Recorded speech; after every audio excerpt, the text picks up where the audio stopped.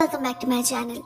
दोस्तों, आज हम बात करने वाले हैं एक real story based Hollywood thriller के बारे में जिसका नाम है ओनली माइन।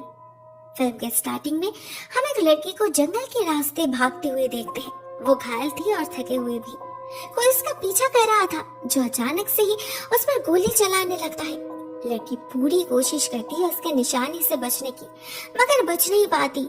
आखिरकार गोली खाकर गिर ही जाती है बेचारी। अगले सीन में हम मिलते हैं एक जूली नाम की लड़की से जो अपने ड्रीम कॉलेज में एडमिशन लेने के लिए बहुत ही ज्यादा एक्साइटेड थी। बहुत ध्यान से फॉर्म सबमिट कर रही थी अपनी, मगर इस चक्कर में उसे काम पे जाने के लिए लेट हो जाता है और फास्ट ड्राइविंग करना पड़ता है। वो घर के पास वाले एक कैफे में काम करती थी, वहीं जा रही थी वो और फोन पे अपने पार्टनर को शांत करने की कोशिश कर रही थी। वो इसमें दोनों हाथ भी नहीं थे उसके। ऐसे में एक पुलिस ऑफिसर उसे देख लेते हैं। जूली तो डर जाती है, मगर वो ऑफिसर काफी क्यूट थे और हैंडसम भी। जस्ट वार्निंग देकर ही छोड़ देते हैं। जूली के मन में तो लड्डू फूटने लगे थे। उसे पहली नजर में ही ये ऑफिसर पसंद आ गया था, तो वो उसे अपने कैफे में आने के लिए इनवाइट कर देती है इनडायरेक्टली। उसे लगा नहीं था वो आएंगे, मगर जब वो आते हैं जूली खुद को रोक नहीं पाती। इस बार डायरेक्टली ही उसे डेट पे जाने के लिए पूछ लेती है। ऑफिसर डेविड शायद ऐसा ही कुछ एक्सपेक्ट कर रहे थे। वो बिल्कुल भी हैरान नहीं होते, मान जाते हैं और ऐसे शुरुआत होती है उनके रिश्ते की। इसके बाद दोनों कुछ बहुत अच्छे वक्त बिताते हैं एक साथ। जूली उसे अपने घर ले जाती है, माँ से मिलवाती है, मगर हम नोटिस करते हैं डेविड कुछ ज्यादा ही पॉजेसिव एंड प्रोटेक्टिव है।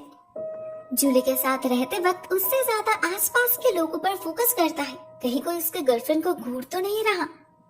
ऐसे एक दिन उसे टॉमी दिखता है। टॉमी जूली का पार्टनर है। कैफे में दोनों एक साथ काम करते हैं।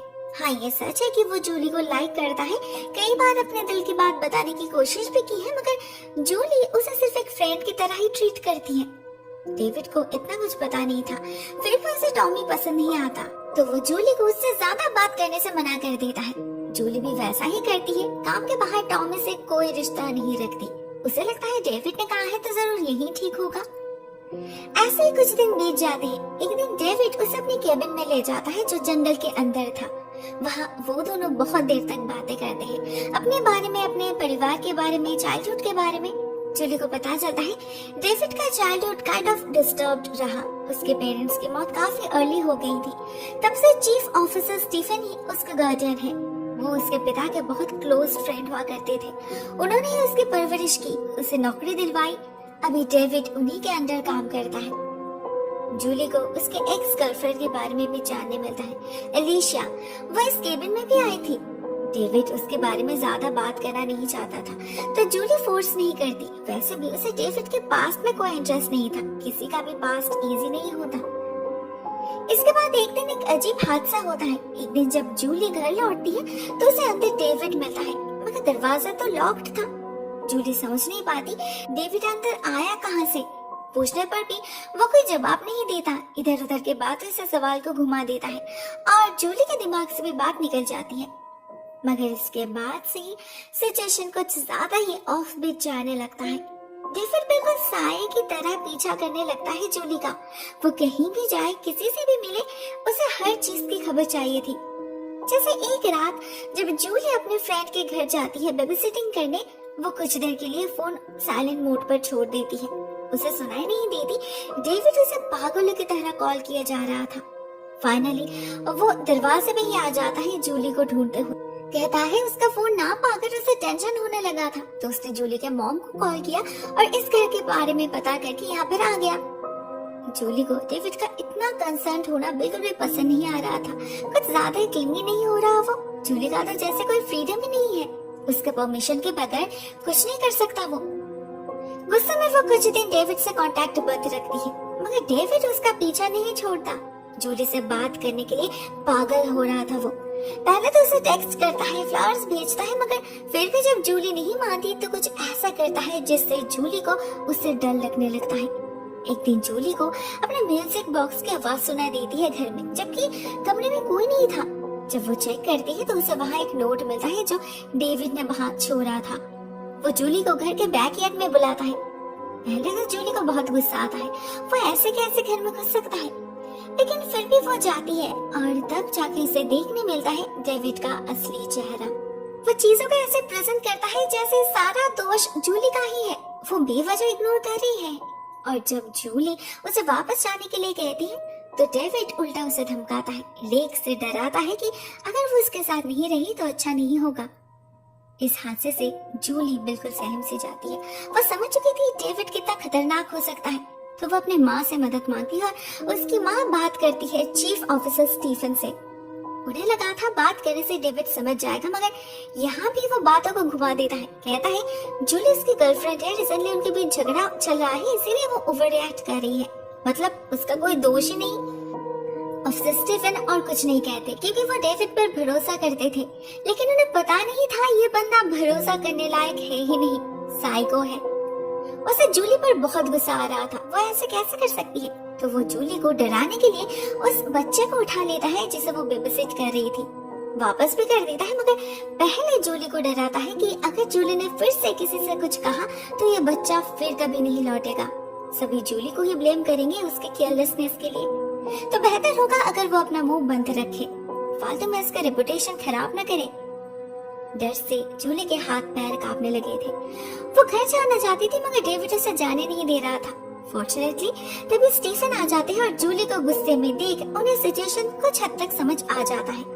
वो डेविड को बहुत समझाते हैं जूली का पीछा करना छोड़ दे, वो अब जब वो रिश्ता रखना नहीं चाहती तो वो क्यों फोर्स कर रहा है। एक ऑन ड्यूटी ऑफिसर को ये सब शोभा नहीं देता। डेविड उनके सामने तो कुछ नहीं कहता, मगर उसके चेहरे पर गुस्सा क्लियरली झलक रहा था। वो उस रात फिर से जूली का पीछा करता है। जब वो काम के बाद घर लौट रही थी अकेले अंधेरे रास्ते पर, तब डेविड उसकी गाड़ी रोककर फिर से एक बार उसे थ्रेट देता है।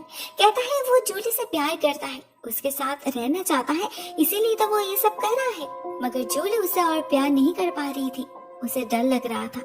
वो उस रात भी ऑफिसर स्टीफन को कंप्लेन करती है, मगर इस बार डेविड ने पहले से ही प्रिकॉशन ले रखा था। उसने एक नई गर्लफ्रेंड बना रखा था जो उसके सपोर्ट में गवाही देती है। कहती है डेविड तो पूरा समय उसी के साथ था। मतलब एक तरफ वो पागलों की तरह जूली का पीछा कर रहा था तो दूसरी तरफ उसे चीट भी कर रहा था। जूली को इस सब में कोई इंटरेस्ट नहीं था। थक चुकी थी वो, रोज रोज के लुका छुपी से परेशान हो चुकी थी। अभी तो उसे नाइटमेयर्स भी आने लगे थे। उसे बस डेविड से छुटकारा पाना था बस। मगर जब डेविड को समझ आता है कि जूली वापस नहीं आने वाली तो वो उसकी लाइफ हेल बनाने में लग जाता है। लोगों के सामने खुद को विक्टिम बना देता है और जूली को विलेन। उसकी गर्लफ्रेंड गेल तो थी ही झूठे अफवाह फैलाने के लिए कि जूली डेविड के पीछे पड़ी है, उसका रेपुटेशन खराब कर रही है, जो लोग बिलीव भी कर लेते हैं। ऊपर से एक दिन जूली को पता चलता है कि उसका कॉलेज एडमिशन कैंसिल हो गया है। किसी ने उसके ईमेल हैक करके उसके एडमिशन फॉर्म को विथड्रॉ कर लिया है। अब ये काम सिर्फ और सिर्फ डेविड का ही हो सकता था। वो हर तरह से जूली को कॉर्नर करना चाहता था। इवन उसने कैफे से जूली का फंड भी चुरा लिया था जो वो पिछले कई महीनों से जमा कर रही थी। जूली बहुत ही ज्यादा हेल्पलेस फील कर रही थी, रोना आ रहा था उसे। ऐसे में सिर्फ टॉमी उसका साथ देता है, एक सच्चे दोस्त की तरह उसे संभालता है। इवन अपने पिता के गन भी ऑफर करता है उसके सिक्योरिटी के लिए, मगर जूली नहीं मानती। उल्टा वो सबूत ढूंढने निकल पड़ती है जिससे पुलिस को उसके बातों पर यकीन हो। वो मिलने जाती है डेविड के एक्स गर्लफ्रेंड अलीशिया से। डेविड ने एक बार उसका एड्रेस बताया था। जूली बहुत मुश्किल से ढूंढ निकालती है उसे, उससे मदद मांगती है, मगर अलीशिया डेविड के नाम सुनते ही दरवाजा बंद कर देती है। क्लियरली डेविड ने जरूर उसके साथ कुछ ऐसा किया था जिसके मेमोरीज अभी भी हॉन्ट करते हैं उसे। अभी तक ट्रॉमेटाइज्ड है वो।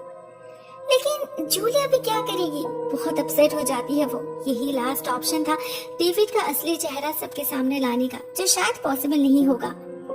वो घर लौटने लगती है और ठीक तभी एक गाड़ी उसे पीछे से धक्का दे देती है। जूली संभाल नहीं पाती और उसकी गाड़ी जाकर एक पेड़ से टकरा जाती है। पीछे की गाड़ी से निकल आता है डेविड। उसे पता चल गया था जूली कहाँ गई थी, तो वो उसका बदला लेता है। जूली के गाड़ी में अल्कोहल का बोतल छोड़कर उसे फोर्सफुली ले जाता है अपने साथ। जूली उसे रोक नहीं पाती, ना खुद को बचा पाती है। पता नहीं ये पागल अब क्या करने वाला है। तो वो उससे बहुत अच्छे से बिहेव करने लगती है, माफी मांगती है, एग्जैक्टली जैसे वो चाहता था। इससे डेविड शांत तो हो जाता है मगर गाड़ी नहीं रोकता। रास्ते में जूली को दो लड़के नजर आते हैं जिससे वो मदद मांगती है, मगर वो समझ नहीं पाती।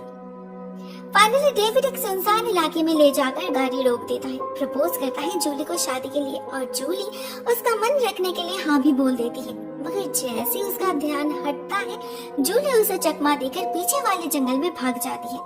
ये वही सीन है जो हमने फिल्म के स्टार्टिंग में देखा था। जूली बहुत भागती है मगर बच नहीं पाती। डेविड उससे शूट कर ही देता है और फिर जूली को अकेला छोड़कर भाग जाता है। मे बी उसे लगा था जूली मर चुकी है, मगर यह सच नहीं था, वो तब भी जिंदा थी। लेकिन जब अगले 3 दिन तक वो घर नहीं लौटती, सभी को यही लगने लगता है। उसकी माँ मिसेस डीलन तो टेंशन में पागल हो जाती है, बस उसके जिंदा रहने की प्रेयर कर रही थी वो। उधर ऑफिसर स्टीफन भी केस को बहुत सीरियसली लेते हैं। स्पेशल ऑफिसर सर्जन मिलर आते हैं केस को इन्वेस्टिगेट करने। डेविड से भी पूछताछ की जाती है, बट एज यूजुअल वो कुछ भी जाने से इनकार कर देता है। सरासर झूठ कहता है कि वो उस दिन पूरा समय गेल के साथ था। जूली से तो बहुत पहले उसका ब्रेकअप हो चुका है, उसे कैसे कुछ पता होगा। उसी दिन पुलिस को जूली की गाड़ी मिलती है, अंदर से अल्कोहल भी, मगर वो कहीं दिखाई नहीं दे रही थी। सबको लगने लगता है कि वो नशा करके गाड़ी चला रही थी, इसीलिए एक्सीडेंट हुआ था और अब ये जरूर वो अपने किसी बॉयफ्रेंड के साथ होगी। ऑफिसर स्टीफन को भी यही लग रहा था, मगर स्पेशल ऑफिसर मिलर को नहीं। उनका शक बार बार डेविड पर ही जा रहा था। मे बी वो स्टीफन की तरह बायस्ड नहीं थे, इसीलिए। On the third day Mrs Dylan को एक सपना आता है। उसे लगता है उसकी बेटी जिंदा है, वो उसे फील कर पा रही थी। वो ये बात जाके ऑफिसर मिलर से कहती है, जो छुपके से डेविड भी सुन लेता है और वो जा पहुंचता है इस जंगल में डबल चेक करने। कहे मिसेस डीलन की बात सच हो गई तो। वहां जाने पर जब उसे जूली की लाश नहीं मिलती, वो सच में ही बहुत ज्यादा घबरा जाता है। टेंशन, डर, फ्रस्ट्रेशन, सारे इमोशंस की खिचड़ी बनने लगते हैं उसके अंदर। और तो और जब वापस जाने लगता है वो, उसे ऑफिसर मिलर दिखता है अपनी गाड़ी के पास। वो जगह की तलाशी लेने आए थे, यही पास से ही जूली की गाड़ी मिली थी, इसीलिए। डेविड को यहाँ पर देख उनका शक और बढ़ जाता है, लेकिन डेविड भी बहुत चालाक निकला। वो कह देता है कि ये जूली की फेवरेट स्पॉट थी, इसीलिए वो चेक करने आया था। अगर मिलर को लगे तो वो भी चेक कर सकता है। अब इसके बाद मिलर उसे और कुछ नहीं कह पाता, मगर उस पर नजर रखने की डिसीजन ले लेते हैं। और ठीक है, इसके बाद ही वो 2 लड़के पुलिस स्टेशन आते हैं अपने स्टेटमेंट देने, जिससे जूली ने मदद मांगी थी। तब तक वो कुछ नहीं कर पाया, मगर अभी उनका स्टेटमेंट ही केस को एक नया मोड़ दे देता है। उन्होंने जूली को जिस गाड़ी में देखा था, उसका डिस्क्रिप्शन डेविड के गाड़ी से हूबहू मैच कर रहा था। जब डेविड को इस बारे में पता चलता है, वो गायब हो जाता है। कहाँ, किसी को नहीं पता।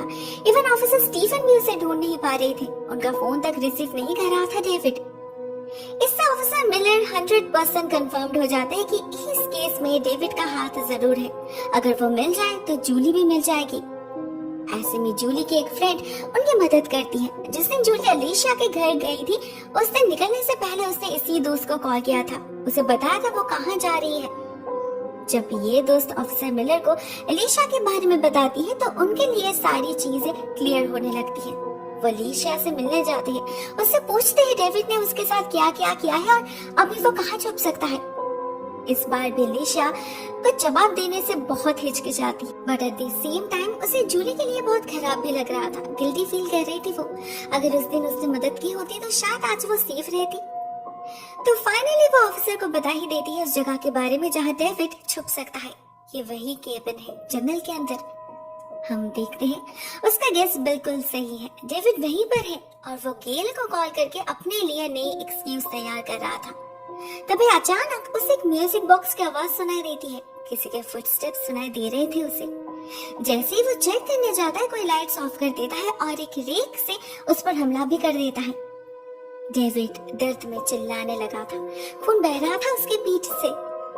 ठीक तभी ऑफिसर स्टीफन उसके दरवाजे पर दस्तक देते हैं। इस केबिन के बारे में उन्हें पहले से ही पता था, तो वो सबसे पहले किसी को कुछ बिना बताए यहाँ पर आ जाते हैं डेविड से बात करने, उसे समझाने कि सरेंडर करने से मामला सुलझ सकता है।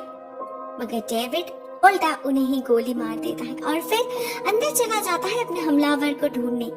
एक दरवाजे के पीछे से कुछ आवाज आ रही थी। जैसे ही वो उसे खोलता है, कोई उसके गले में स्टैब कर देता है और ये कोई और कोई नहीं, जूली ही थी। वो पिछले 3 दिन से यहीं पर छुपी थी, इंतजार कर रही थी बदला लेने की। फाइनली आज डेविड उसके कब्जे में आ चुका था। जूली एक राइफल उठा लेती है उसे शूट करने के लिए, लेकिन उसमें गोली नहीं थी। तो जूली प्लान बी अप्लाई करती है। वो उसी राइफल से डायरेक्टली डेविड के सीने में स्टैब कर देती है, जिससे उसकी मौत हो जाती है। जूली ने आखिरकार अपना बदला पूरा कर लिया था। सुबह के रोशनी के साथ एक नया दिन उसका वेलकम कर रहा था। वो धीरे धीरे बाहर निकल आती है। तब तक ऑफिसर मिलर और मिसेस डीलन आ पहुंचे थे वहाँ पर। ऑफिसर स्टीफन को भी रेस्क्यू किया जाता है। वो जिंदा थे, गोली उनके हाथ में लगी थी। उन्हें और जूली दोनों को ही हॉस्पिटलाइज किया जाता है और कुछ ही दिनों के अंदर दोनों रिकवर भी कर लेते हैं। दोस्तों, ये मूवी यहीं पर एंड हो जाती है। इस फिल्म की कहानी एक रियल लाइफ इंसिडेंट से इंस्पायर्ड है, जो इस फिल्म से कई ज्यादा हार्ट ब्रेकिंग है और एंडिंग भी इतनी सेटिस्फाइंग नहीं है। इन रियलिटी शुरुआत भी वैसी हुई थी जैसे इस फिल्म में दिखाई गई है। पता चलता है 1995 में 19 साल की लड़की लॉरा कुसेरा को उसके बॉयफ्रेंड ब्रायन ने गोली मारकर मरने के लिए छोड़ दिया था। 2 गोली सर पे और एक शोल्डर पे। मगर 22 साल का ब्रायन कोई पुलिस ऑफिसर नहीं था। इनफैक्ट जूली के कंप्लेन करने के कारण उसे तो जेल भी जाना पड़ा था। मगर जेल से निकलते ही उसने जूली को मारने का प्लान बनाया। जंगल में ले जाकर आखिरी बार पूछा उससे क्या वो उसके साथ रहना चाहेगी, क्योंकि अगर लॉरा उसके साथ नहीं हो सकती तो वो किसी की नहीं होगी। ऑब्वियसली लॉरा जवाब ना ही देती है, जिसे सुनते ही ब्रायन उसे शूट कर देता है और फिर भाग जाता है वहाँ से। पूरे 4 दिन वहीं पर बेहोश पड़ी थी बेचारी, लेकिन जान तब भी थी उसके अंदर। फाइनली जब ब्रायन ने पुलिस के पास जाकर सरेंडर किया और उन्हें लॉरा के पास ले गया, तब जाके उसकी जान बची। उसे कई दिन लग गए थे फिर से एक्टिव होने में। बहुत मुश्किल से उसने फिर से चलना सीखा था, मगर इतना सब कुछ करने का कोई फायदा नहीं हुआ। बेचारी इसके ठीक 1 साल बाद एक कार एक्सीडेंट में गुजर गई। On the other hand Brian आज भी जेल में है। उसे 55 साल की सजा जो मिली थी। दोस्तों, ये केस बहुत ही रेयर है और 3 गोली खाकर 4 दिन तक पड़े रहने के बाद जिंदा रहना, ये तो किसी मिरेकल से कम नहीं। सबको ये मौका नहीं मिलता, तो सावधान रहना जरूरी है। किसी भी रिश्ते में रेड फ्लैग्स को नजरअंदाज करना ठीक नहीं। अगर ऑफिसर स्टीफन ने पहले ही जूली के बातों पर गौर किया होता तो शायद इतना कुछ होता ही नहीं। लेकिन ये तो रियल लाइफ थी। इन रियल लाइफ ब्रायन तो जेल भी गया था, फिर भी वो नहीं सुधरा। लॉरा और क्या कर सकती थी? घर में बैठे रहना तो कोई ऑप्शन नहीं हो सकता ना। आपको क्या लगता है कि अनहोनी को अवॉइड कर पाना क्या पॉसिबल है? What do you think? Comment section में जरूर लिखना। आज के लिए बस इतना ही दोस्तों। Thank you so much for watching this video. बहुत जल्द मिलते हैं किसी और नई वीडियो के साथ। तब तक के लिए टेक केयर।